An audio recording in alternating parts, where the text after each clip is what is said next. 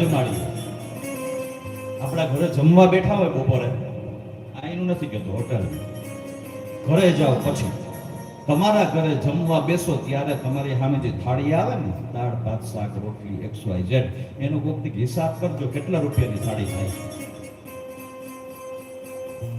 30 કે 40 રૂપિયા, એથી વધારે નહીં થાય. થાળીનો હિસાબ કરશો.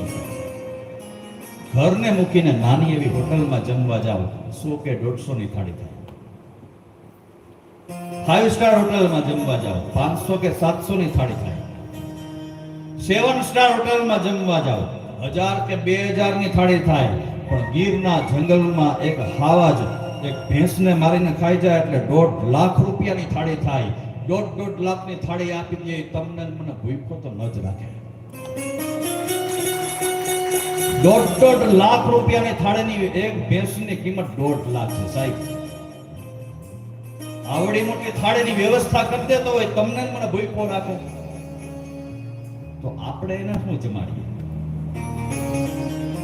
हाथी को दिया मन, चींटी को दिया कण, प्रभु तुझे मैं भोजन कहां से खिलाऊं? न हाथ न पैर न सिर न भुजा, तू निरंजन निराकार है, तुझे मैं तिलक कहां से लगाऊं? જેને શરીર નથી એને તમે ચાંદલો કઈ રીતે કરો? આ તો નિરંજન નિરાકાર છે. પણ ગીતાજીમાં કીધું, હે અર્જુન, યે યથા મામ પ્રપદ્યન્તે તામ તથૈવ ભજામ્યહમ. જે મને જે રીતે ભજે ને હું એને એ જ રીતે ભજું. જીવ મારી ભક્તિ કરે હું એની ભક્તિ કરું, જીવ મારી પૂજા કરે હું એની પૂજા કરું. આપણે એમ કહીએ મેં ભગવાન ઉપર યમુના જલથી અભિષેક કર્યો, પણ વરસાદ વરસાવીને તમારા મારા ઉપર અભિષેક કરે છે. લે જીવ હું તારા ઉપર અભિષેક કરું. તમે એમ કહો મેં કાજુ બદામ ધર્યા, મેં મીઠાઈ ધરી, કે મેં જમવાની થાળી ધરી, પણ ઈ અનાજને ઉગાડનાર ઈશ્વર છે. અન્ન ઉગાડીને તમને મને આપે. લે જીવ આ તારા માટે હું 56 ભોગ તને અર્પણ કરું. તમે એમ કહો હું ફૂલનો હાર પહેરાવું, પણ બગીચામાં ફૂલ ઉગાડીને સૌથી પહેલા તમને મને આપે.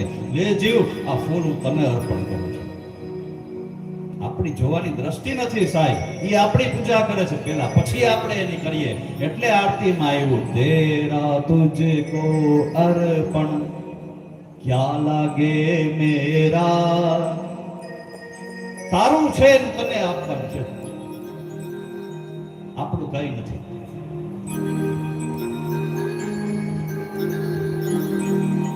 અને દીવો પણ એમાં પાછું અહંકાર ના આવવો જોઈએ. મેં કર્યું ઈ ના આવવું જોઈએ. મેં ફૂલનો હાર પહેરાવ્યો નહીં, મેં ભોગ દર્યો નહીં, એનું છે ને એને આપ્યું. ઇદમ ન મમ, મારું કઈ નથી આ. હે હરિ આ બધું તારું આપેલું છે. આપણે અહંકાર આવી જાય છે કે હું કરું છું, મેં કર્યું, મેં પૂજા કરી, મેં ફૂલનો હાર પહેરાવ્યો, મેં ભોગ દર્યો. અભિમાન છે ને એ લીંબુ છે. દૂધનો ટોપ ભેરો હોય ઓળો મોટો, એને બગાડવો હોય તમારે તો એમાં એટલું જ લીંબુ ન નીચવવું પડે, જેટલું દૂધ છે એટલું. એક જ ટીપું ખમે લીંબુનું.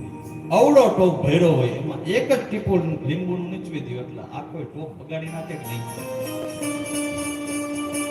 ગમે એવું મોટું સત્કર્મ કરો પણ થોડોક અહંકાર આવ્યો ને એટલે દૂધનો ટોપ બગડી ગયો. પણ એ દૂધનો ટોપ ભર્યો હોય એમાં ખૂબો ભરીને સાકર કે ખાંડ પધરાવો તો મીઠું કરે ને. અભિમાન એ લીંબુનું કામ કરે અને શ્રદ્ધા સાકરનું કામ કરે. સત્કર્મ કરો પછી એના ઉપર છોડી દો, એમાં શ્રદ્ધા રાખો, એમાં નિષ્ઠા રાખો કે હવે ભગવાન તને તારું કર્મ તને અર્પણ કરી દીધું, તને યોગ્ય લાગે, જે સમયે યોગ્ય લાગે એવું ફળ હે પ્રભુ તું મને આપજે. તારા ઉપર છોડી દો આ શ્રદ્ધા.